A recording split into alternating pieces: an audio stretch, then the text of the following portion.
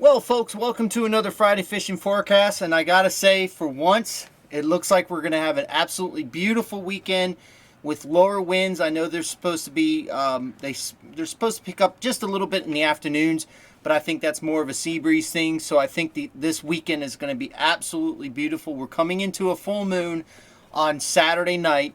So with the clear skies, if you have a chance to go out and night fish, I would highly recommend it. And I think the fish are going to put the feedback on in the middle of the night with this moon being bright and high. So your afternoons are going to be pretty good too. And it looks like we've got some pretty good strong tides in the afternoon going into negative. So again, this time of year, these negative tides are going from the morning to the afternoon now.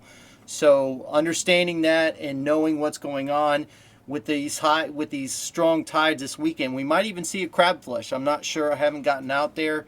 I might need to go out and check to see if we do see some crabs on an afternoon, see if we get a crab flush or not. But anyway, and if you don't know what the crab flush is, it's these small pass crabs and blue crabs that are getting flushed out from the flats on these very strong tides. So they're flushing out and they're on top of the surface and they go all the way down to the bottom. And a lot of these fish start to key in on those crabs like grouper, snapper, tarpon, snook. They're crushing them on the flats I've seen before. So a lot of different fish will go after these little crabs, and they're also good for permit fishing. So there's a lot of fish that eat these crabs. So if you ever get a chance, if you have not experienced a crab flush, what I would do, it happens more later in the year, like May, June, July, especially June and July. But with all this rain that we've had here recently, well, not all this rain, but we've had some rain, it might help flush these crabs. So if you ever want to experience it, if you not experienced it before, go out in the afternoons on these new and full moons where they have the real strong negative tides, and you'll see what I'm talking about. It's an experience. It's actually fun. It's actually going around with a giant dip net and dipping up crabs while one person's driving, the other person's on top on the front looking for crabs, and you just go by and you scoop them up. It's a blast to do, and but they make great baits also. I want to say thank you to everybody that came out to the boat show this last weekend at Armature Works. It was a great turnout. We really appreciate everybody coming out, stopping by, talking with us, buying gear. If you are not subscribed to the website, we did just send out an email yesterday talking about, or on Wednesday, I'm sorry, today's Thursday, I'm filming this ahead of time, but we've released some new items. We have octopus hooks from 1/0 through 4/0. We have split shots that are 1/4 and 3/8. And then we also introduced a new color called Crabalicious. We had put it out there before. It's kind of a brown base with a gold fleck. The pictures just don't do it justice. It's a beautiful color, and I think it imitates a crab really well. And so we came out with those new items. The octopus hooks and the split shots were actually something that a lot of people were asking us about. People were saying we're having a hard time finding split shots. So I went ahead and bought the mold to be able to make split shots. So now we offer split shots on the website also.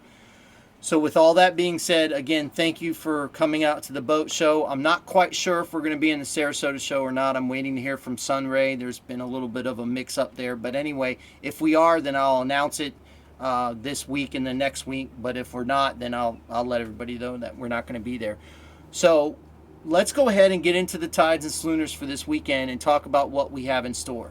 On Saturday, we have a low tide at 7:34 a.m. at a 0.49 foot. Then we have a high tide at 1:32 p.m. at a 1.98 foot. Then we have a low tide at 8:17 p.m. at a negative 0.18 foot. Then on Sunday, we have a low tide at 7:55 a.m. at a 0.72 foot. Then we have a high tide at 1:51 p.m. at a 2.19 foot. Then we have a low tide at 9:04 p.m. at a negative 0.39 foot. So as you can see, those afternoon tides are really screaming out, and that is when a lot of times we'll get those crab flush. So if you're out in the afternoon on Saturday or Sunday, take a look to see if you see any crabs flushing. They flush really hard in the middle of the bay, through the skyway and things like that. So if you have a chance, get out there and take a look at that. Now let's go ahead and talk about the Solunars. And on the Solunars, I always preface this that especially on a full moon and stuff like that, the bite is typically better in the afternoon. So let's go ahead and talk about the Solunars. On Saturday, we have a minor feeding time from 6:33 a.m. to 7:33 a.m. And then we have a major feeding time from 12:30 p.m. to 2:30 p.m. Then we have another minor feeding time from 7:33 p.m. to 8:33 p.m.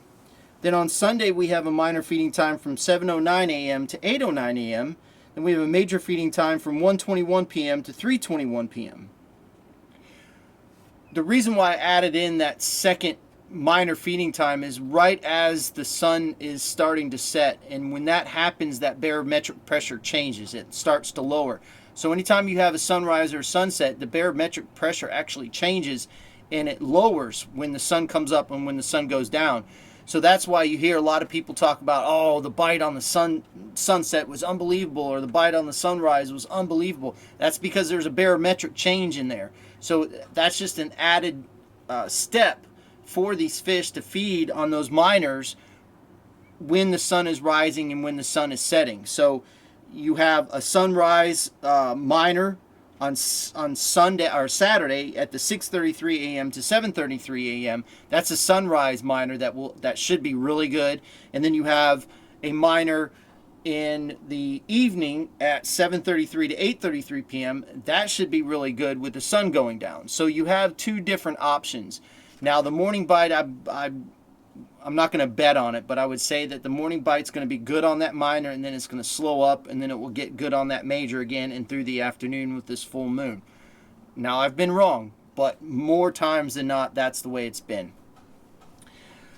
Again, I just want to say thank you to everybody that's been sending in pictures for the top catches. We've got a lot of pictures on those, so we'll get to that in just a second. But somebody asked me on one of our videos, our Friday Fishing Forecast, if I would talk about what's biting inside the bay. So right now what we've got going on is I know that there's a really good redfish bite going on. A lot of the captains have been using live bait. They've been fishing underneath the trees and fishing those higher tides. And so the redfish bite has been good. The snook bite has been really good. If you can find points, if you can find deep trenches along the mangroves, especially on these negative tides. I love negative tide fishing because as the tide lowers, these fish have to come out of the mangroves and they have to get into the cuts and little channels and things like that. So they almost become like shooting fish in a barrel. So snapper, I know snapper have been doing well from the port past the Skyway going out to the Gulf. I know that the snapper have been really good and the grouper bite has been pretty decent too. But once you get inside the port going towards Cockroach, Apollo Beach area, the main channel in there for some reason has been dead. So if you're going to go and target snapper and grouper and stuff like that, I would definitely make it a point to go to the port and then go towards the Skyway and past the Skyway. But everything else, one disturbing thing that I did see is that on the flat outside of Cockroach, going towards Piney Point, from like Piney Point Creek almost to Piney Point, a lot of that seagrass is gone. I've never seen it so barren in my entire life. Also, the grass inside Joe's Island is not very good, and then the grass in Miguel Bay is nearly gone. And that's kind of concerning to me because it was like a wasteland in certain sections. Like we idled for quite a bit just to see if we can see any fish.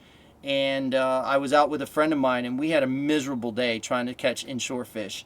And so that's kind of a concern, and I think it does have to correlate with the Piney Point deal. Matter of fact, I'm almost positive it does. And I'm still not done with that. We'll get into that. But anyway, let's get into the top catches for this week. Thank you for the people that sent in pictures. Please, if you have pictures, you don't have to catch it on our gear. Just as long as you watch the show, send us those pictures and we'll put you up there on the top catches.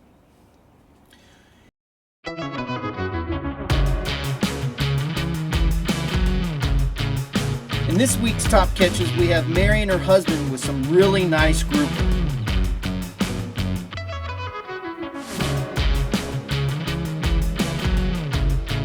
Now, Carl Boras sent these pics of a nice snapper and sheepshead. He also caught a lot of other species on this trip. Well, folks, that's the Friday fishing forecast for this week. If you can get out in the water, I highly recommend it because it's going to be an absolutely beautiful weekend. I know we have Easter this weekend, this Sunday, so if you're with family, enjoy that time. But if you get a chance to get out on the water, please do, because it's going to be a beautiful weekend and the fish are biting. The tides are going to be great. Everything looks like it's going to fall right into place. So again, thank you very much for watching. Fish more, catch more, and we'll see you on the flip side.